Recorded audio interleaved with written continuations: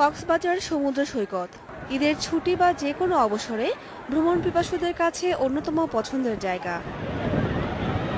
গেল কয়েক বছর রাজনৈতিক অস্থিরতার মধ্যেও পর্যটকরা এসেছিলেন এই সৈকতে, তবে সংখ্যা ছিল একেবারেই কম। এবারের ঈদে পর্যটকদের ব্যাপক সমাগমের আশা করছিলেন হোটেল ব্যবসায়ীরা, তবে বৈরী আবহাওয়া আর সড়কের বেহাল দশায় সাড়া মিলছে কম। পর্যটকদের আকৃষ্ট করতে নানা আয়োজনের কথা জানালেন ব্যবসায়ীরা। আমরা বিভিন্ন পরিবহন সার্ভিসের ব্যবস্থা করেছি এবং নিরাপত্তারও ব্যবস্থা জোরদার করেছি।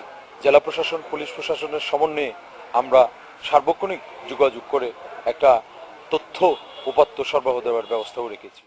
ঈদের সময় পর্যটকদের নিরাপত্তায় সব ধরনের প্রস্তুতি নেওয়ার কথা জানিয়েছেন পুলিশও। কক্সবাজার শহরটাকে দুইটি জোন এবং ইনানি, হিমছড়ি এবং দরিয়ানগর আরেকটি জোন, অর্থাৎ তিনটি এলাকায় বিভক্ত করেছি। এক্ষেত্রে আমাদের পোশাকে পুলিশ নিয়োজিত থাকবে, মোবাইল পেট্রোল থাকবে এবং ফুড পেট্রোল থাকবে, সাথে সাদা পোশাকেও পুলিশ নিরাপত্তা ডিউটিতে নিয়োজিত থাকবে।